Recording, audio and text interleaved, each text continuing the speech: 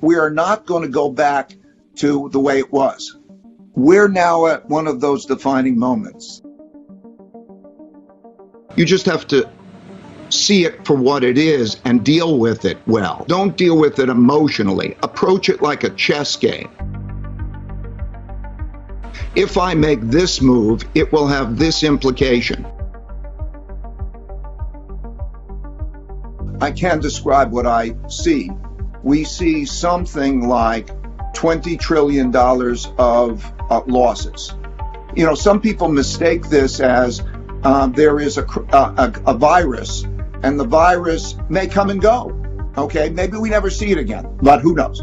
But if it never came back again, there will be those who are broke and who will have loss of income. We're going to change how we operate in a way. The supply lines are going to change. In other words, self-sufficiency. What is self-sufficiency now going to mean? Do we have enough of this and that? We're going to restructure our economy and restructure the financial system in ways that mean we are not going to go back to the way it was. We're now at one of those defining moments that I've seen repeatedly. The 1930 to 45 period, if you go back in history, there's nothing new to this. There are four things that are the driving forces of our economy and our lifestyle and wealth.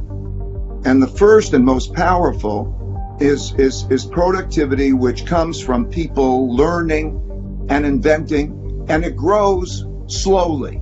You know, 1 or 2 or 3% a year, it grows slowly, and it's not volatile because knowledge isn't volatile. Then there's a short-term debt cycle. The short-term debt cycle is, you know, recessions and expansions and booms and recessions, that they last about 8-10 years. And then there's a long-term debt cycle.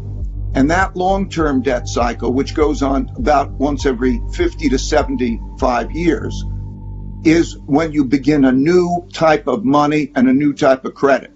That began in 1945. The New World Order, at the end of World War II, and with the Bretton Woods monetary system, created a new monetary system in 1945, a new money. So they wiped out pretty much the old money, or they largely disposed of it, and they began anew, and that's the New World Order, which was the American World Order, and we have seen it, and still 70% of the money and credit that exists in the economy is running by dollars. And then the fourth influence is politics. And politics is largely how we deal with each other.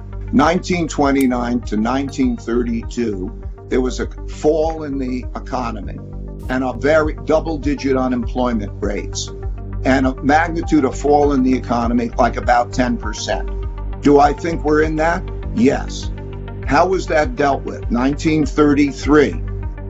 What they did is they printed a lot of money.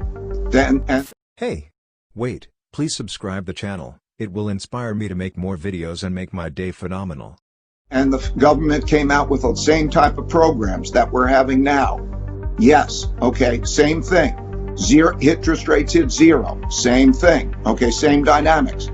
And then there is that money causes an expansion from that point. How long does it take for the stock market to exceed its highs?